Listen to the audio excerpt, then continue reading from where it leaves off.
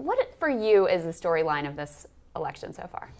I think the rise of progressives is the biggest storyline there is. And so whether it's Alexandria Ocasio-Cortez or Cara Eastman or Randy Bryce, Richard Ojeda, et cetera, real populist progressives that are willing to actually fight for the progressive message rather than the lukewarm establishment Democrats. Do you think that they've learned their lesson from the last time around? I mean, I remember being at CNN, Crystal and I have talked about this before, and there were so many people on the left, so many Democrats who offset would say, Bernie's got the enthusiasm, he's got the message. And then as soon as the cameras came on, it was like, well, we know that Hillary is really the candidate who's going to win here. Mm-hmm. The message has changed, but have the candidates really changed? Are you really seeing a move toward center left, toward away from Hillary, let's just say, happening with the candidates in this midterm?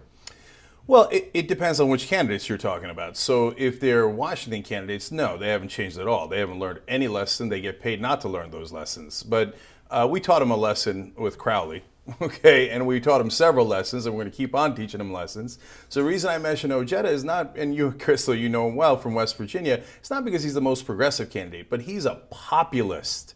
And he closed a 40-point lead in the 3rd District of West Virginia. That is unheard of. Whereas Heidi Heitkamp is sitting there playing Republican light in North Dakota and getting her ass handed to her.